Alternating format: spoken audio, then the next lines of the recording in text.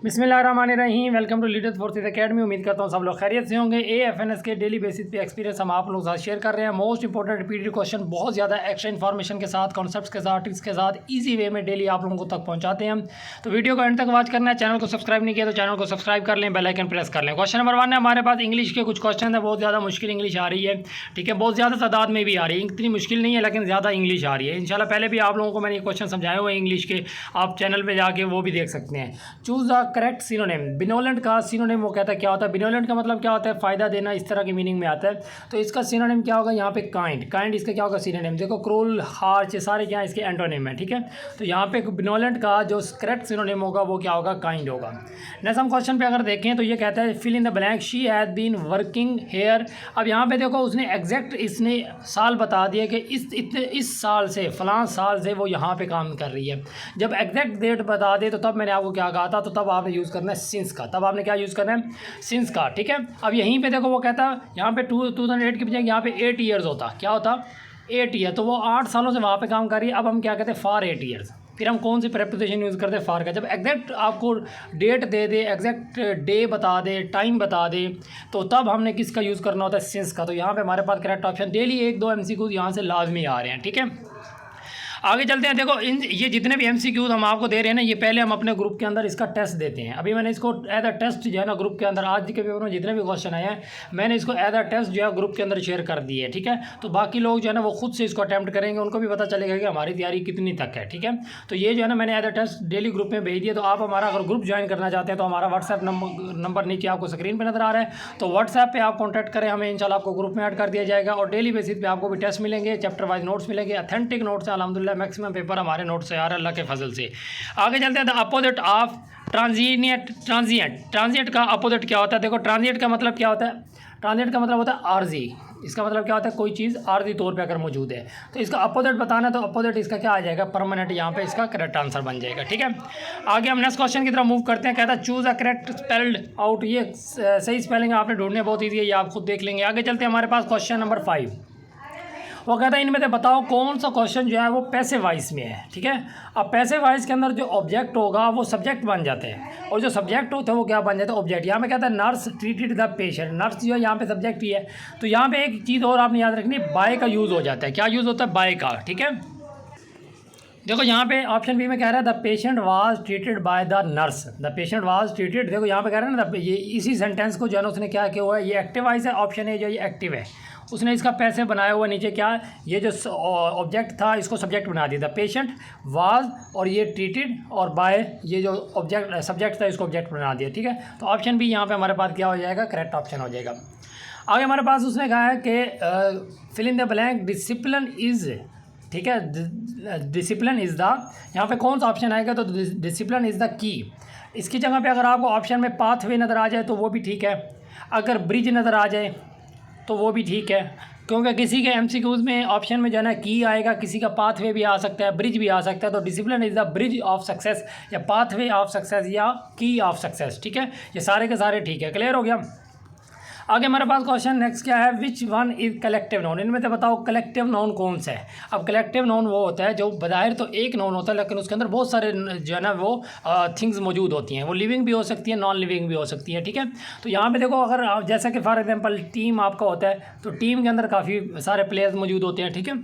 तो इसी तरह यहाँ पे देखो, तो यहाँ पे ये फ्लॉक, फ्लॉक का मतलब क्या होता है, रेवड़। फ्लॉक का मतलब क्या होता है, अगर आपको मीनिंग्स आते हैं तो कोई मुश्किल नहीं है। रेवड़, अब रेवड़ के अंदर जो रेवड़ होता है जानवरों का, बकरियों का है, या जिस चीज़ का भी रेवड़ है, उसके अंदर एक बकरी तो नहीं होगी, उसमें बहुत ज़्यादा होंगी। तो ठीक है, रेवड़ के अंदर जो है ना ये क्या है, कलेक्टिव नाउन है। मतलब वो रेवड़ उसने कह दिया तो इसका मतलब वहाँ पर बहुत ज़्यादा जानवर मौजूद हैं, ठीक है। आगे ले हम क्वेश्चन की तरफ चलते हैं। वो कहता है ही स्पीक्स इंग्लिश फ्लुएंटली। अब ये पार्ट ऑफ स्पीच उसने पूछा है। इसका अलग से लेक्चर मैंने बहुत डिटेल में, 1 घंटे का लेक्चर जो है ना मैंने बहुत डिटेल में समझाया है, और इस यूट्यूब चैनल पे भी आपको मिलेगा, ठीक है। वो आप उसको जाके हमारा वो लेक्चर ज़रूर देखें, क्योंकि पार्ट ऑफ स्पीच से रिलेटेड काफ़ी क्वेश्चन पूछे जाते हैं, ठीक है। तो यहाँ पर वो क्या कहता है, भाई ही स्पीक्स इंग्लिश फ्लुएंटली। इसमें कहता है एडवर्ब बताओ। तो एडवर्ब कौन होता है, जो आपका जो वर्ब को क्या करे, थोड़ा सा मॉडिफाई कर दे। अब यहाँ पर वर्ब जो है वो आपका स्पीक है, और ये फ्लुएंटली ये उसको मोडिफाई कर रहा है कि वो बोल रहा है तो क्या फ्लुएंटली बोल रहा है या अड़ अड़ के बोल रहा है, ठीक है। तो वो कह रहा है भाई ही स्पीक्स इंग्लिश फ्लुएंटली, तो फ्लुएंटली उसका जो वर्ब है, जो वो काम कर रहा है, जो वो बोल रहा है, उसको मज़ीद मोडिफाई कर रहा है कि वो बोल रहा है तो किस तरह बोल रहा है, तेज़ बोल रहा है, आहिस्ता बोल रहा है, ठीक है, ऊंची आवाज़ में बोल रहा है। तो ये सारा जो उसके बारे में बताएगा। यहाँ पे अगर आ जाता ही स्पीक्स इंग्लिश लाउडली आ जाता तो वो भी हमारे पास क्या होता है, एडवर्ब होता है, ठीक है। क्लियर हो गया। तो हमारे पास फ्लुएंटली यहाँ पे क्या हमारे पास करेक्ट आंसर है। अगले हम क्वेश्चन की तरफ चलते हैं। विच सेंटेंस इज ग्रामेटिकली करेक्ट। अब यहाँ पे देखो तो ग्रामेटिकली कौन सा सेंटेंस हमारा ठीक है। देखो शी डोंट, शी के साथ ही शी इट या सिंगल नाउन हो तो एस या ई एस का इजाफा किया जाता है, यहाँ पे नहीं किया गया तो ऑप्शन ए गलत हो गया। ऑप्शन बी में देखो तो शी डज़ नॉट लाइक्स, यहाँ पे भी दे दिया एस या ई एस, यहाँ पे भी दे दिया, ये भी गलत हो गया। भी एक जगह आएगा यू डू या डज़ में से डज़ लगा दिया तो आगे वर्ब के साथ फिर एस या ई एस नहीं लगाते। डू या डज़ के साथ लगा दिया तो आगे फिर वर्ब के साथ एस या ई एस नहीं लगाते होते। तो यहाँ पे देखो she does not like T, ये हमारे पास क्या है करेक्ट ऑप्शन है, ऑप्शन सी। देखो डज़ लगा दिया तो आगे लाइक के साथ वर्ब जो है उसके साथ एस या एस नहीं लगाया, तो ऑप्शन सी जो हमारे पास करेक्ट ऑप्शन है, ठीक है। नेक्स्ट क्वेश्चन कह रहा है choose the correct meaning of to break the ice. To break the ice मतलब क्या होता है, ठीक है। टू ब्रेक द आइस मतलब होता है टू स्टार्ट अ कन्वर्सेशन, ठीक है। मतलब आपने बोलना स्टार्ट कर देना, मतलब बड़ी मुश्किल से आप चुप करके बैठे हो, आप बोलना चाह रहे हो, काफ़ी देर से आप नहीं बोले, और जब आपने कहा टू ब्रेक द आइस मतलब आखिरकार आप बोल ही पड़े, ठीक है। मतलब अपने कन्वर्सेशन को स्टार्ट कर देने को क्या बोलते हैं, टू ब्रेक द आइस, ठीक है। आगे चलते हैं, हमारे पास नेक्स्ट क्वेश्चन है। यहाँ पे कुछ क्वेश्चन जो है ना ये मैंने जो है ना ऐड किए हुए हैं, ठीक है। आपके नॉन वर्बल टाइप के हैं, लेकिन नॉन वर्बल की डायग्राम नहीं दी मैंने, ठीक है। ये इस तरह के आपके जो है ना इस तरह के क्वेश्चन आए थे। कैसे, क्या कहता है कि स्क्वायर से ट्रायंगल बन गया तो पेंटागन से क्या बनेगा। देखो स्क्वायर से अगर ट्रायंगल बने तो मतलब स्क्वायर की कितनी साइड्स है, 4 साइड्स है, तो उसकी अब ट्रायंगल में चेंज हो गया, मतलब 3 साइड में एक साइड कम होगी, तो पेंटागन से क्या बनेगा। देखो पेंटागन की कितनी साइड्स होती हैं, वो शेप जिसकी 5 साइड्स हो। अब ये 5 है, देखो ये 4 था तो 3 वाला आ गया, ऐसे ही है। अब 5 है तो कितनी आएगी, 4 साइड्स आएंगी। तो 4 साइड किसके अंदर होती है, नीचे रेक्टेंगल के अंदर। रेक्टेंगल के अंदर कितनी होती है, 4 साइड्स होती है। रेक्टेंगल हमारा यहाँ पे क्या होगा, करेक्ट आंसर होगा। इस सीरीज का क्वेश्चन बार बार रिपीट हो रहा है। देखो 2 के अंदर पहले 4 ऐड किया है, ठीक है।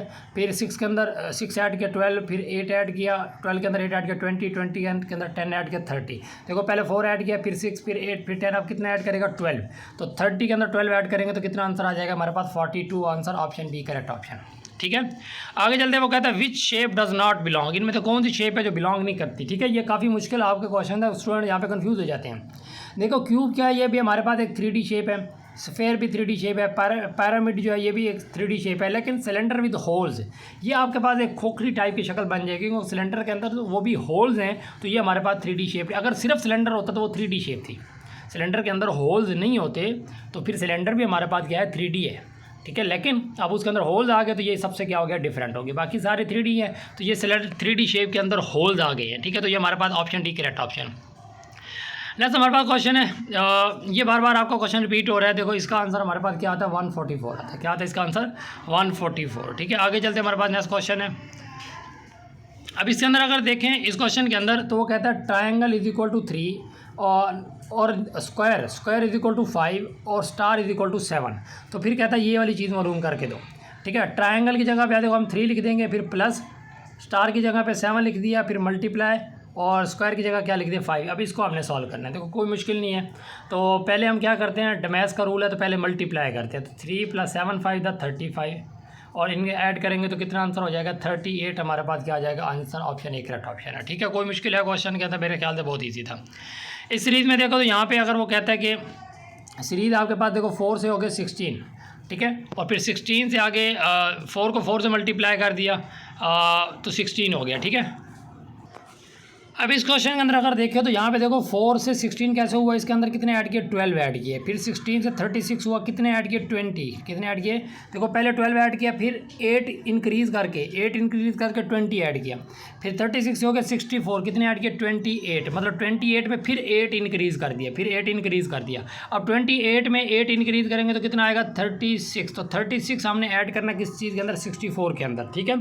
तो 64 के अंदर 36 ऐड करेंगे तो हमारे पास क्या आंसर आ जाएगा, 100 आंसर आ जाएगा, ठीक है। नेक्स्ट हमारे पास क्वेश्चन में क्या कहता है, वो कहता है जी इन आ कोडेड लैंग्वेज, एक कोडेड लैंग्वेज के अंदर जो कैट है उसका 24 है, डॉग का 26 है और बैट का बताएं। देखो यहाँ पे देखो तो सी जो है वो 3rd नंबर पे आ रहा है, तो सी का 3 और ए का जो है पहले नंबर पे है तो +1 और टी जो होता है वो 20 नंबर पे है, तो इस तरह जो है ना ये 24 बन गया। डॉग का भी इसी तरह ही बना है, ठीक है। अब बैट का यहाँ पे देखो तो बी जो है दूसरे नंबर पर है, ए पहले नंबर पर है और टी जो है वो 20 नंबर पर अभी हमने यहाँ पे देखा। तो इस सबको ऐड करोगे तो कितना आंसर आ जाएगा? 23 आंसर आ जाएगा। कोई मुश्किल है मेरे ख्याल से आपको समझ आ गया होगा।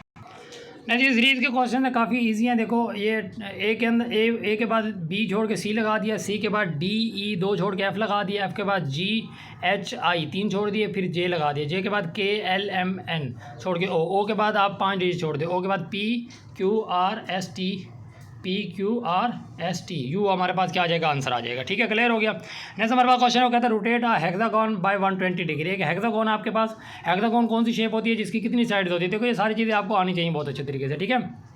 मैं बता देता हूँ, देखो ट्रायंगल की 3 साइड्स होती हैं और उसके बाद स्क्वायर है तो या कोई भी आपके पास रेक्टेंगल उसकी 4 साइड्स होगी, पेंटागोन है उसकी 5 होती हैं, हेक्सागोन की 6 होती हैं, फिर हेप्टागोन हेप्टा होती है 7, फिर ओक्टा की होती है 8, फिर नैनो की होती है 9 और फिर हमारे पास क्या होता है डेका, डेका की कितनी होती है 10। ठीक है, क्लियर हो गया। तो ये हमारे पास आपने इस तरह इसको याद रखना है। अब हेक्सागोन को कहता है 120 डिग्री अगर मूव कर दिया जाए, हेक्सागोन को कितना मूव कर दिया जाए? 120 डिग्री मूव कर दिया जाए तो उसकी नई ओरिएंटेशन क्या बनेगी? तो वही उसकी जो पहले वाली ओरिएंटेशन थी वही ओरिएंटेशन पे वापस आ जाएगा। ठीक है, ये आपके पास क्या है? हेक्सागोन। अब इसको जो है ना 120 डिग्री यहाँ पे है ना, देखो 120 डिग्री कहाँ पे? इधर कहीं पे भी इसको 120 इधर आ जाएगा ना, कहीं पे भी इसको 120 डिग्री मूव करोगे तो वापस उसी जगह पे वापस आ जाएगा। ठीक है, क्लियर हो गया। आगे चलते हैं, हमारे पास नेक्स्ट क्वेश्चन क्या कहता है? फिजिक्स का कहता है यूनिट ऑफ पावर। पावर का यूनिट क्या होता है? वाट होता है। पावर का यूनिट क्या होता है? वाट होता है। जॉल किसका यूनिट होता है? एनर्जी का होता है। वर्क का होता है। न्यूटन किसका होता है? न्यूटन हमारे पास फोर्स का होता है। ठीक है, वो कहता है current is 2 ampere and resistance is this. तो बताएं हमारे पास वोल्टेज क्या होगी? देखो V is equal to I R, हमारे पास फार्मूला है सिंपल सा, तो हम इसको ये आई है हमारे पास और ये 5 क्या हमारे पास? ये रेजिस्टेंस है। दोनों को मल्टीप्लाई करेंगे तो हमारे पास कितना आंसर आ जाएगा? 10 हमारे पास आंसर आ जाएगा। ठीक है, क्लियर हो गया। वो कहता है which is gas is use in hospital for artificial respiration. जो आर्टिफिशियल रेस्पायरेशन होती है जो है ना पेशेंट को दी जाती है हॉस्पिटल के अंदर, तो वो कौन सी गैस यूज़ करते हैं? तो ये आपके पास हमारे पास कौन सी गैस होती है? ये वाली ऑक्सीजन गैस को क्या करते हैं? यूज़ करते हैं। ठीक हो गया, क्लियर हो गया। आगे चलते हमारा pH ऑफ न्यूट्रल वाटर। जो न्यूट्रल वाटर होता है उसकी pH कितनी होती है? 7 होती है। और टेम्परेचर कितना होता है उस टाइम? 25 डिग्री। ये भी आपसे एक दफ़ा पूछा गया कि कितने टेम्परेचर पे जो है ना इसकी जो pH है वो 7 होती है। ठीक है, तो 25 डिग्री सेंटीग्रेड पे। ठीक है, क्लियर हो गया। ये भी आपने याद रखना है।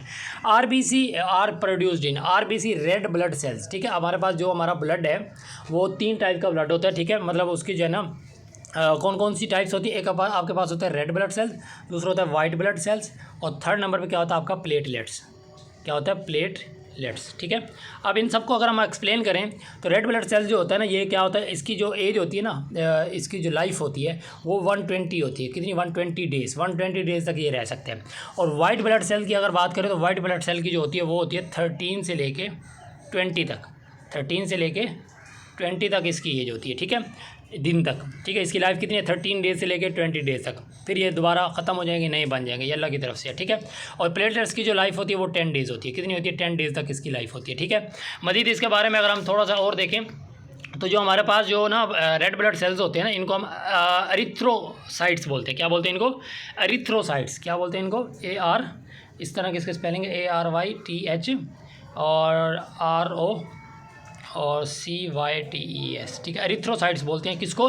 रेड ब्लड सेल्स को एरिथ्रोसाइट्स बोलते हैं। और जो हमारे पास दूसरा है ना white blood cell, white blood cell को ल्यूकोसाइट बोलते हैं, LEU और COCYTES, इस तरह के स्पेलिंग है। ठीक है, ल्यूकोसाइट्स है। और तीसरे वाला जो है ना हमारे पास जो है ना प्लेटलेट्स, उसको थ्रोम्बोसाइट्स बोलते हैं। क्या बोलते हैं? थ्रोम्बो।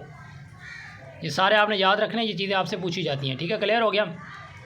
तो ये रेड ब्लड सेल्स जो है ना वो कहता है कहाँ पे? अच्छा, रेड ब्लड सेल्स हमारा क्वेश्चन था प्रोड्यूस कहाँ पे होता है? बोन मैरो के अंदर। कहाँ पे प्रोड्यूस होता है? ये बोन मैरो के अंदर जो है ना ये हमारे पास प्रोड्यूस होता है। इसके अलावा भी ब्लड से रिलेटेड काफ़ी क्वेश्चन हैं। अभी आपका जो है ना यूनिवर्सल जो है ना वो डोनर कौन सा है? O नेगेटिव है। और यूनिवर्सल जो रिसेप्शेंट है वो कौन सा है? वो AB पॉजिटिव है। ठीक है, और इसके अलावा जो है ना AB पॉजिटिव, जिसका मतलब AB पॉजिटिव खून होता है ना, ब्लड होता है, उसको किसी भी ग्रुप का खून ब्लड लगा देंगे तो उसको कोई मसला नहीं होगा। ठीक है, आगे हमारे पास कहते हैं largest organ in the human body. Human body का जो लार्जेस्ट ऑर्गन है वो कौन सा, वो हमारे पास स्किन है। कौन सा, स्किन हमारी जो है सबसे लार्जेस्ट जो ऑर्गन है वो स्किन है, ठीक है। नेक्स्ट हमारे पास देखो परसेंटेज का क्वेश्चन है। देखो 25, ये मैंने आपको पहले भी समझाया है। परसेंट की जगह पे हम क्या लिखेंगे, 1/100। क्या लिखेंगे, 1/100, और हाफ की जगह पे मल्टीप्लाई, और ये 240 एज इट इज लिख दिया। देखो इस 0 से 0 कैंसिल, और ये मैं 2 पे कर रहा हूँ, ये 2 5 द 10, और ये कितना हो जाएगा, ये वाला 12 हो जाएगा। अब ये 5 1 द 5 और 5 5 द 25, और ऊपर बच गया 12 और ये बच गया 5। 12 और 5 को मल्टीप्लाई करेंगे तो 60 हमारे पास आंसर आ जाएगा। कोई मुश्किल है तो मतलब आप अगर इसको कॉन्सेप्ट से इस तरह सॉल्व करेंगे तो 1 सेकंड के अंदर आप क्वेश्चन का आंसर निकालेगा। आप सॉल्व करने की जरूरत ही नहीं, आप वैसे ही माइंड में इसको कर सकते हो, ऊपर नीचे वैल्यूज़ कैंसिल करके, ठीक है। ये क्वेश्चन सिंपल सा आया हुआ था आज, ठीक है। वो कहता है जी 144 या किसका स्क्वायर रूट होता है, ये 12 का स्क्वायर रूट होता है, ठीक है। और इसके अलावा कुछ जनरल नॉलेज के भी 1-2 स्टूडेंट बता रहे थे। कैपिटल ऑफ कनाडा पूछा गया था, ओटावा। क्या था, कैपिटल ऑफ कनाडा ओटावा था, ठीक है। फर्स्ट वुमेन प्राइम मिनिस्टर हमारे पाकिस्तान की कौन सी है, बेनज़ीर भुट्टो। वैसे पहले प्राइम मिनिस्टर हमारे लियाकत अली खान साहब हैं, ठीक है। बहरहाल ये हर किसी के पेपर में आ रहा है, किसी के पेपर में नहीं आ रहा, कोई 1-2 क्वेश्चन ही आते हैं, ठीक है, ज़्यादा नहीं है ये, ठीक है। अच्छा, पहले प्राइम मिनिस्टर हमारे लियाकत अली खान है, पहले हमारे गवर्नर जनरल कायदे मोहम्मद अली जिन्ना साहब हैं, ठीक है। बहरहाल इसकी डिटेल पे मैं एक आध वीडियो वैसे भी बना के आपको इंशाल्लाह ताला भेज दूँगा, नोट्स इंशाल्लाह इसके मैंने भेजे होंगे पहले से ही, ठीक है। तो उसके बाद जो है ना हमारे पास कुछ पर्सनैलिटी के क्वेश्चन हमारे साथ स्टूडेंट्स ने शेयर किए हैं, जो हमारे अल्हम्दुलिल्लाह स्टूडेंट्स ने टेस्ट को क्वालिफाई किया है, तो उन्होंने जो है ना पर्सनैलिटी के क्वेश्चन भी हमें बताए हैं, ठीक है। तो बेहतरीन है यार, अगर आपने तैयारी करनी है तो व्हाट्सएप नंबर आपके स्क्रीन पर शो हो रहा है, तो व्हाट्सएप को आप करें, इंशाल्लाह ताला आपको बेहतरीन ऑथेंटिक तैयारी कराई जाएगी। और पर्सनैलिटी के 2-3 क्वेश्चन है, देखो आंसर तो आपने इसका, क्योंकि आपकी पर्सनैलिटी का टेस्ट है तो आपने इसको आंसर करना है। When working in a team, अगर आप एक टीम में जो है ना काम कर रहे हो तो आप क्या करोगे, इनमें से आंसर बताओ। क्या आप उसको लीड करोगे, या आप जस्ट इंस्ट्रक्शंस को फॉलो करोगे, या इन्वॉल्व ही नहीं होगे, चुपचाप पीछे बैठे रहोगे, या ऑब्जर्व क्वाइटली, खामोशी से जो है ना बस चुपचाप ऑब्जर्व करते रहोगे, कुछ बोलोगे नहीं। इनमें से कौन सा आप करोगे, अपना आंसर आप लोग लॉक कर लें, ठीक है। क्या करोगे आप लोग, टेक द लीड, मतलब आपको लीड करना चाहिए ना, आप एक लीडर हैं, आप एज एन ऑफिसर जा रहे हैं तो आपको क्या करना चाहिए, लीड करना चाहिए, ठीक है। तो आप क्या आंसर लगाएंगे, भाई हम क्या करेंगे, लीड करेंगे, हम चुपचाप मुंह बंद करके पीछे नहीं बैठेंगे, ठीक है। If someone criticise me unfairly, अगर कोई मुझे किसी भी वजह के बगैर अगर मुझे क्रिटिसाइज़ करता है तो आप क्या करेंगे, ठीक है। या आपकी पर्सनैलिटी का क्वेश्चन है, इसका आंसर आपने देना है, ठीक है। आप क्या करेंगे, कन्फ्रंट देम कॉल्मली, या आप गेट एंग्री इमीडिएटली, फ़ौरन गुस्से हो जाएंगे, या इग्नोर करेंगे और आगे चले जाएंगे, या सीक एडवाइस फ्रॉम अदर्स, ठीक है। ये दूसरे से आप पूछेंगे भी यार इसका मुझे क्या करना चाहिए, बताएं।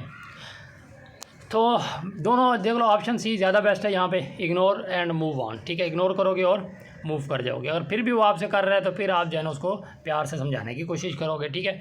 आई प्रेफर वर्किंग, आप काम करने को प्रेफर करते हो, क्या अंडर प्रेशर काम करते हो, या विद आ फिक्स्ड प्लान, या रैंडमली, या इन शॉर्ट बस्ट, किस चीज़ में आप अपना। बहरहाल ये आपके पर्सनैलिटी के क्वेश्चन हैं, ये आपने खुद से करने हैं। ये पीडीएफ अगर आपने लेने तो ये वैसे भी मैंने ग्रुप के अंदर सेंड कर दिया है, ठीक है, सबको। तो ये पहले उनसे अगर टेस्ट है, ठीक है, तो वो खुद ही इसके आंसर लगाएंगे, ठीक है। मज़ीद अगर किसी को पीडीएफ चाहिए तो वो व्हाट्सएप नंबर आपकी स्क्रीन पे है, तो इंशाल्लाह ताला आपको पीडीएफ दे दिया जाएगा। इसके अलावा भी बहुत ज़्यादा जो है ना आपको चैप्टर वाइज नोट्स भी अल्हम्दुलिल्लाह पिछले 6-7 साल के एक्सपीरियंस हैं जिनको हम जो है ना इंशाल्लाह ताला आप लोगों के साथ शेयर करेंगे। तो व्हाट्सएप नंबर आपकी स्क्रीन पर है, बेहतरीन रिकॉर्डेड लेक्चर भी आपको प्रोवाइड किए जाएंगे। दुआ में ज़रूर याद रखिएगा। थैंक यू, अल्लाह हाफिज़।